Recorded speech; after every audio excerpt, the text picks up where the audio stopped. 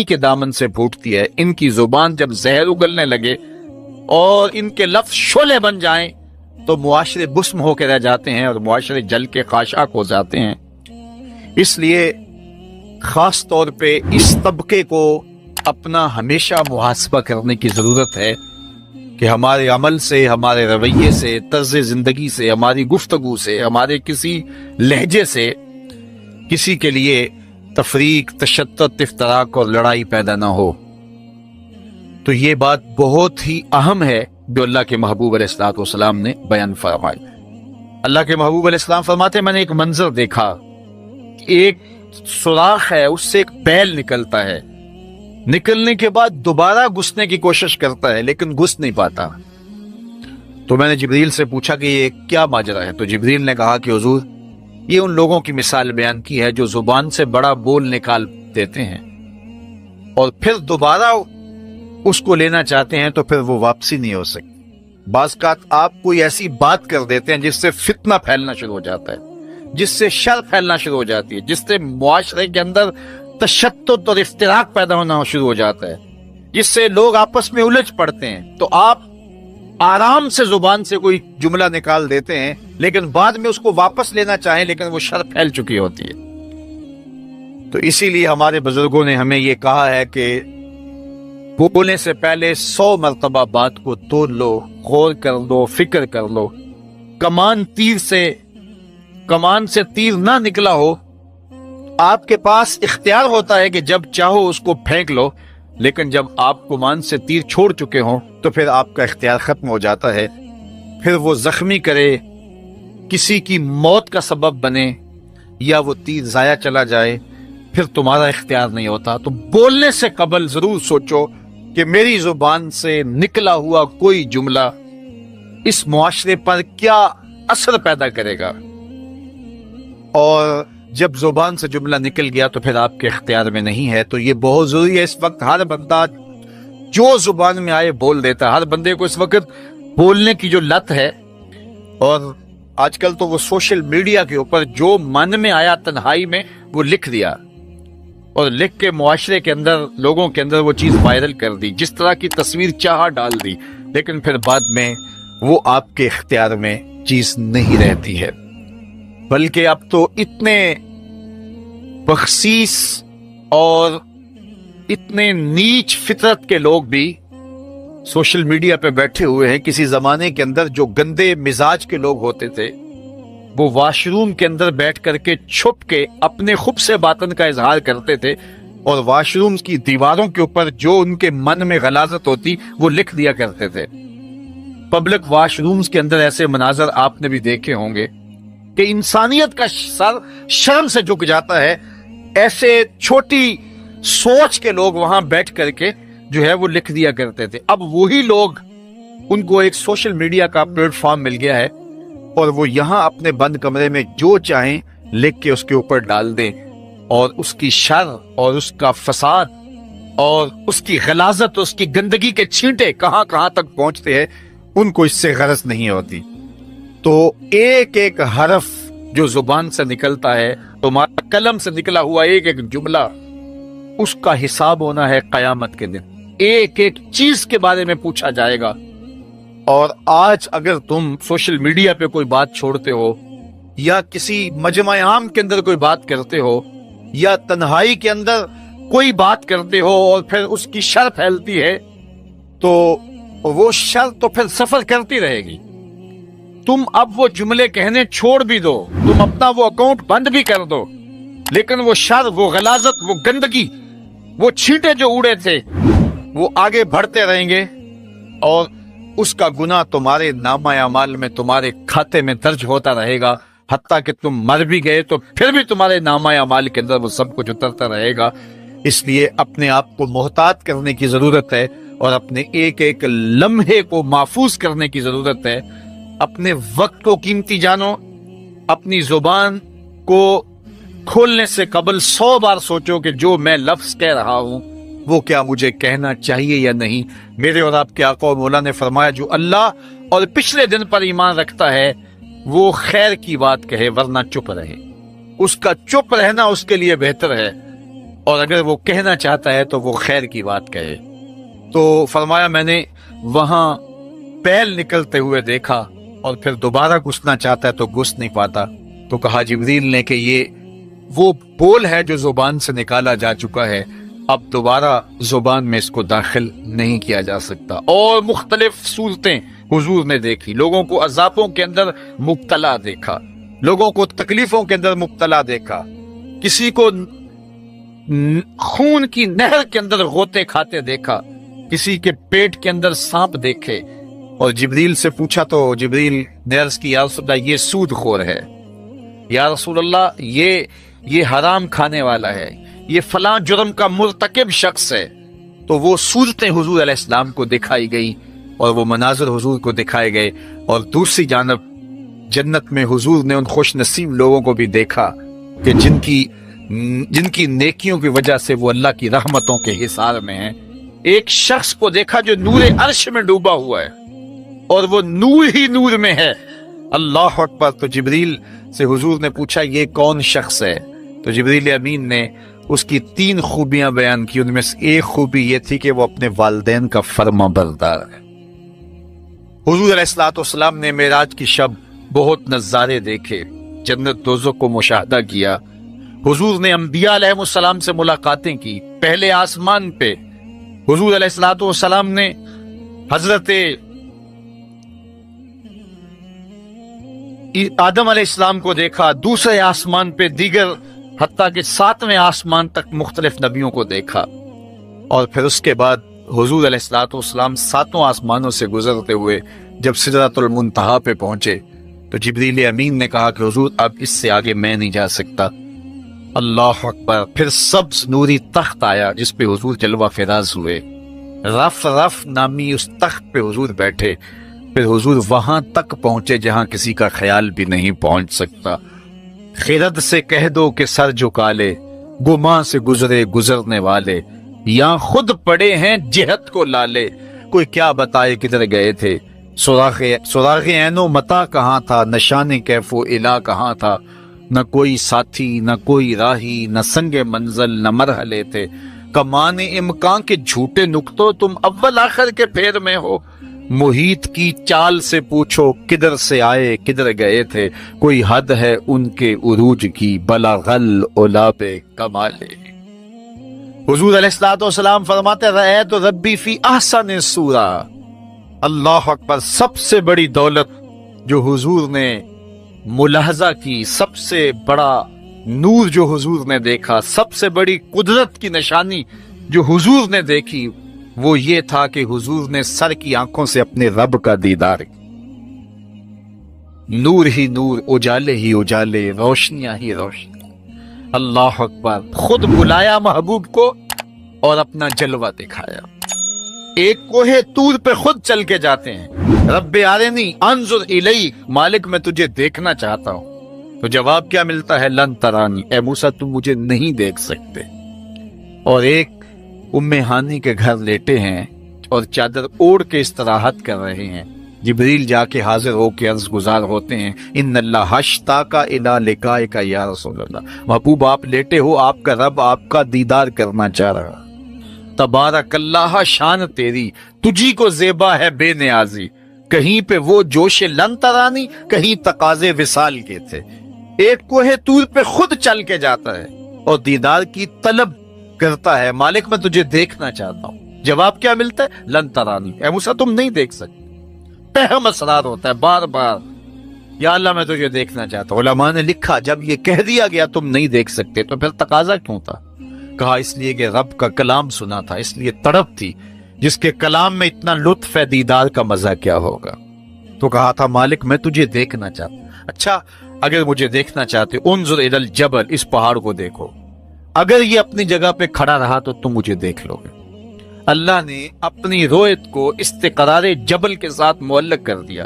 علامہ سعد الدین تفتازانی علیہ رحمہ نے شرح عقائد نصفیہ میں اس پہ گفتگو کی ہے کہ ممکن کے ساتھ معلق بھی ممکن ہوتا ہے، گویا اللہ کا دیدار ممکن ہے۔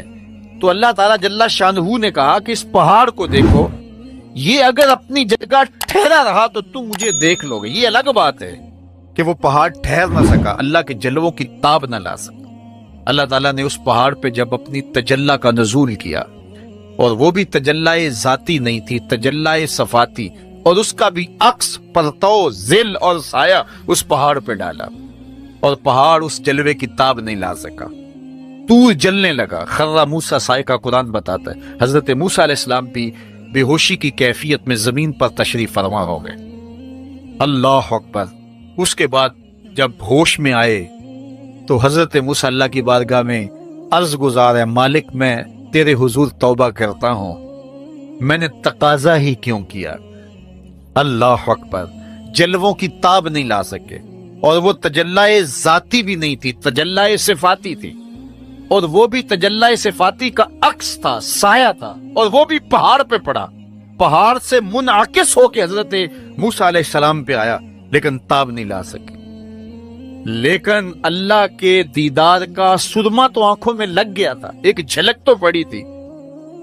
امام حلبی نے لکھا ہے کہ اس کے بعد حضرت موسیٰ کی نگاہوں کا عالم یہ تھا کہ کالی رات کے اندھیرے میں کالے پتھر پر کالے رنگ کی چیونٹی کو 9 فراسخ دور سے، ایک فرسخ 3 میل کا ہوتا ہے، 27 میل دور سے، تقریباً 50 کلومیٹر دور سے کالے رنگ کی چیونٹی کو کالے پتھر پر کالی رات کے اندھیرے میں چلتا ہوا دیکھ بھی لیتے تھے، اس کے قدموں کی آہٹ کو سن بھی لیتے تھے۔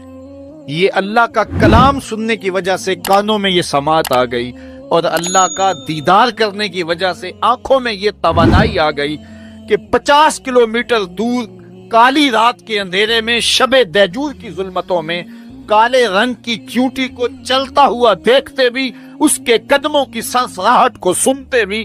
یہ اس کی نظر کا کمال ہے جس نے تجلی صفاتی کا پرتو پہاڑ پہ پڑتے ہوئے دیکھا اور تاب نہ لا سکا، اور جو ذاتی تجلیوں میں گم رہا اور آنکھ بھی نہیں جھپکتا، اس محمد عربی کی نگاہوں کا عالم کیا، ان کی نظروں کا عالم کیا ہوگا۔ اسی لیے فرمایا انی ارا ما لا ترون واسمع ما لا تسمعون، جو میں دیکھتا ہوں وہ تم نہیں دیکھتے، جو میں سنتا ہوں وہ تم نہیں سنتے۔ تو تجلی صفاتی کا پرتو پڑا ہو تو نظر اتنی تیز ہو جائے، اور تجلی ذاتی کا عکس جس نے دیکھا، تجلی ذاتی کے جلووں میں جو گم رہا ہو، تو اس کی نگاہوں کا عالم کیا ہے۔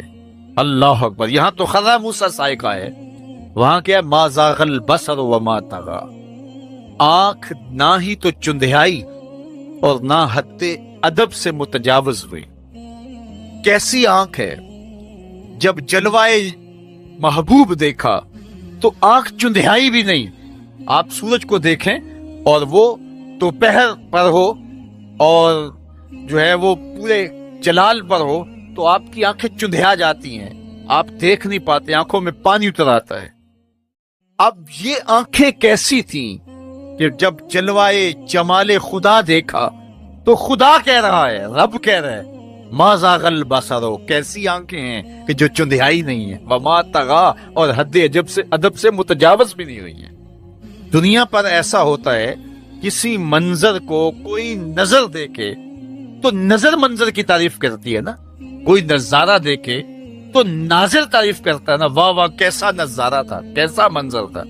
دنیا کے اوپر یہی ہوتا آیا ہے، لوگ جاتے ہیں گلزاروں کو، پہاڑوں کو، کوساروں کو، وادیوں کو دیکھنے کے لیے، تو واپس پلٹتے ہیں تو کہتے ہیں کیا منظر تھا یار، پہاڑوں پہ جمی ہوئی برف، پھوٹتے جھرنے، بہتی ندیاں، کیا منظر تھا، کیا خوبصورت درخت تھے، اور درختوں کے اوپر کیا قدرت کے جمال کے رنگ تھے۔ اقبال بھی ایک منظر دیکھ کر آئے تو واپس کسی نے پوچھا کیا دیکھا وہاں، تو انہوں نے کہا من خدا را آنجا دیدم بے حجاب، میں نے اس کے جلوے وہاں بے نقاب دیکھے۔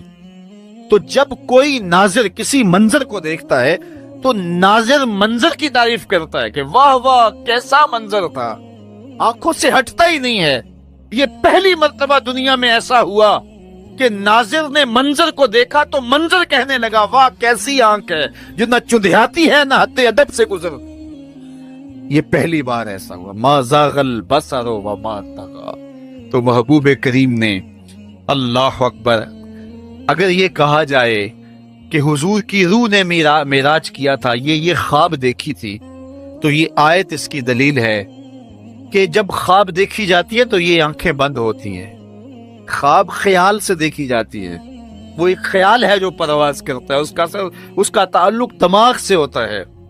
اور اگر روح کا دیکھنا ہو تو وہ روح بھی آنکھوں سے نہیں دیکھتی، ان آنکھوں سے، اس کی روح کی اپنی آنکھیں ہیں. تو جب آنکھوں کا ذکر کیا کہ آنکھ چندھیائی نہیں اور حد ادب گزری نہیں، تو محبوب پتا چلا کہ جو جلوہ دیکھا تھا وہ خواب نہیں دیکھا تھا، وہ اس آنکھ نے دیکھا تھا. جو جلوہ دیکھا تھا وہ آنکھ نے دیکھا تھا. اسی لیے تو بات آنکھ پہ ہو رہی ہے. ما زاغ البصر وما طغى. آنکھ چندھیائی نہیں، حد ادب سے گزری نہیں. تو معلوم ہوا کہ جو دیکھا تھا وہ آنکھ نے دیکھا ہے، اسی لیے تو آنکھ کی بات ہو رہی ہے. اور پھر ایک اور بات سنو، آگے قرآن کہتا ہے ما کذب الفؤاد ما رأى. جو آنکھ نے دیکھا دل نے اس کی تکذیب نہیں کی. یعنی جب آنکھ نے وہ جلوہ دیکھا تو آنکھ نے دل سے پوچھا کہ یہ وہی ہے، کیونکہ دل میں تو وہ پہلے ہی رہتا تھا، دل میں تو بسیرے پہلے ہی تھے، دل میں پہلے ہی تھے. دیکھو کسی نے کسی کو نہ دیکھا ہو اور وہ کسی کے ساتھ اس کو دیکھنے جائے، تو جس کے ساتھ وہ دیکھنے گیا اس نے دیکھا ہو تو اس کو لگے کہ یہ وہی ہے، تو وہ اس سے پوچھتا ہے جناب یہ وہی ہے. تو اس نے دیکھا ہو تو وہ تصدیق کر لیتا. اور اگر اس نے بھی نہ دیکھا ہو تو پھر اسے کوئی پوچھتا بھی نہیں، کیونکہ ہم بھئی ایک جیسے ہیں، تم نے بھی نہیں دیکھا میں نے بھی نہیں دیکھا.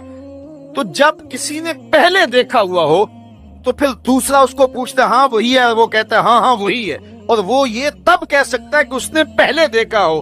جب جمال الہی کو نگاہ مصطفیٰ نے دیکھا تو نگاہ نے دل سے پوچھا یہ وہی ہے، یہ وہی ہے جو دل میں درد بن کے رہتا ہے، یہ وہی ہے. ما کذب الفؤاد ما رأى. قرآن بتاتا ہے پھر جب آنکھ نے پوچھا نا دل سے تو دل نے تکذیب نہیں کی، دل نے کہا ہاں یہ وہی ہے. اب یہاں ایک جملہ کہتا ہوں اور میری تقریر یہاں اختتام کو بھی پہنچ جائے گی، تو یہ آپ کے لیے کافی قوی غذا ہوگی اور روح کو سرشار رکھے گی. اور وہ یہ کہ جو دل میں رہتا ہو وہ آنکھوں کے سامنے آئے، اسے تو معراج کہتے ہیں. جو دل میں بستا ہو وہ آنکھوں کے سامنے آ جائے، اسے ہی تو معراج کہتے ہیں.